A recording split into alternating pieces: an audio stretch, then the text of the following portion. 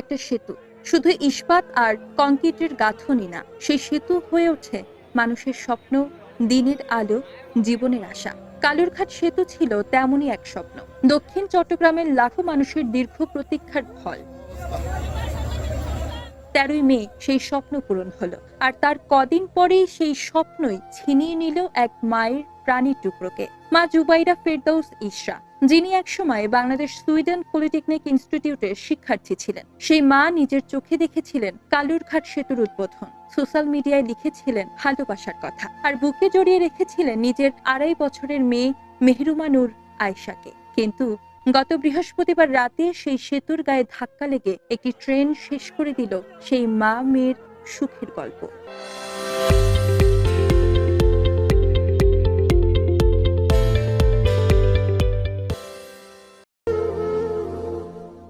রাত 10:30, বোয়ালখালীর পাশে কালুরঘাট সেতুতে একটি অটোরিকশা উঠে যায় রেল লাইনে, যেখানে তখন ধেয়ে আসছে কক্সবাজার থেকে ছেড়ে আসা পর্যটক এক্সপ্রেস ট্রেন।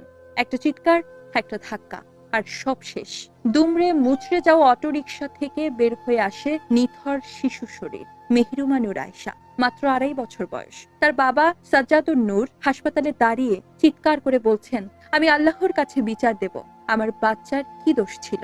আমি খোদার গজব দিব, আমি আল্লাহকে বলতেছি, এটা আমার ছোট বাচ্চা, আমার 2 বছরের বাচ্চা, কি দোষ করছিল?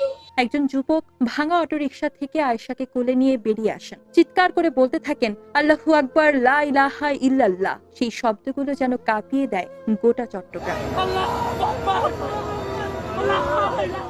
এটি ছিল আরাফার দিন, মানুষের দোয়া করার দিন। সেদিনই ঈদের আগে একটি পরিবার হারায় তাদের পৃথিবী। এ নিয়ে সোশ্যাল মিডিয়ায় একজন মন্তব্য লিখেছেন, বাবার কাঁধের সন্তানের লাশ, এটাই পৃথিবীর সবচেয়ে ভারী বোঝা। এ দুর্ঘটনায় প্রাণ গেছে আরো দুজনের, চালক তুষার, আরেকজন যাত্রীর পরিচয় এখনো অজানা। আহত অবস্থায় হাসপাতালে ভর্তি আরো ৩ জন। স্থানীয়দের আশঙ্কা মৃতের সংখ্যা বাড়তে পারে।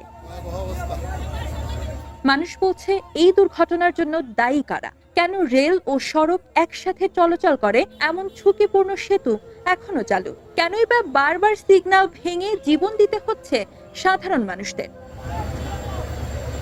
বোয়ালখালী সচেতন নাগরিক সমাজ বলছে, এটা অবহেলা, এটা হত্যার নামান্তর। তারা চাইছে দায়ীদের শাস্তি আর সেতুর কাজ যেন দ্রুত শেষ হয়।